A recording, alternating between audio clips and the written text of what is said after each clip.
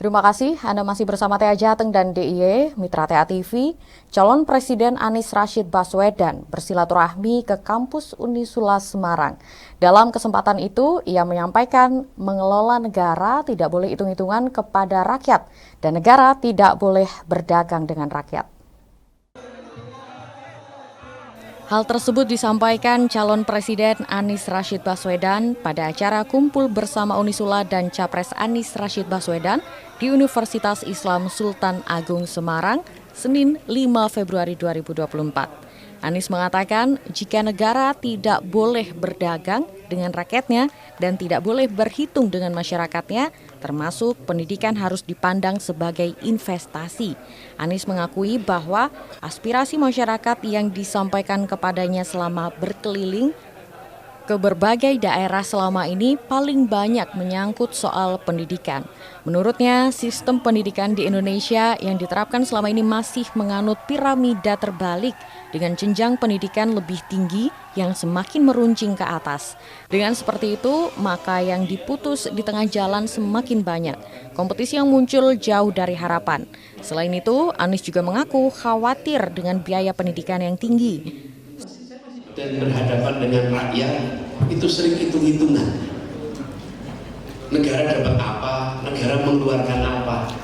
Makanya saya bilang negara itu tidak boleh berdagang dengan rakyatnya. Negara itu tidak boleh hitung-hitungan dengan rakyatnya. Selama setahun ini keliling dan merasakan itu yang diinginkan apa perubahan. Dan paling banyak dibicarakan itu pendidikan. Paling banyak dibicarakan. Lalu kesehatan. Ini yang paling banyak.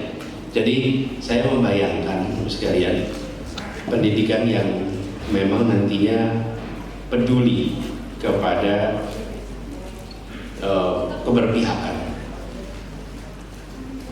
Karena saya termasuk yang mempercayai, saya rasa kita semua yang di kampus juga berpandangan yang sama.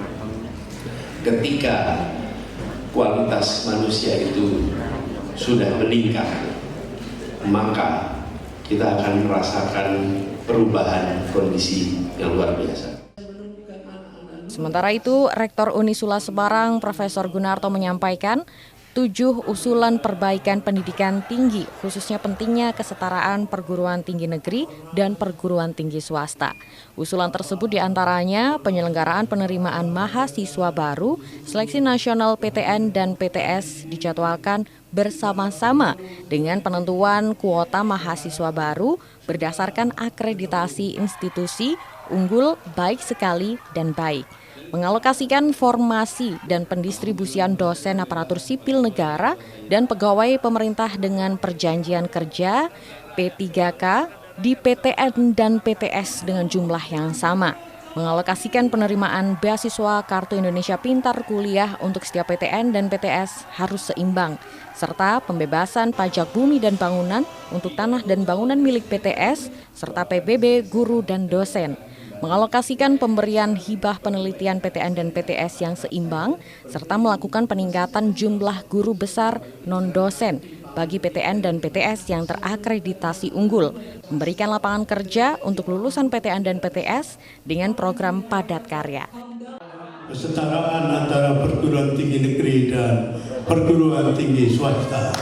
Perguruan tinggi swasta dapat mengikuti pola penerimaan mahasiswa baru perguruan tinggi negeri secara nasional mulai tahun 2025.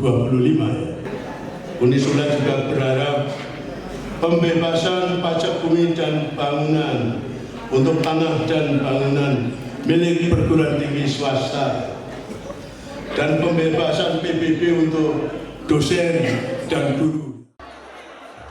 Vita Semarang, TA TV.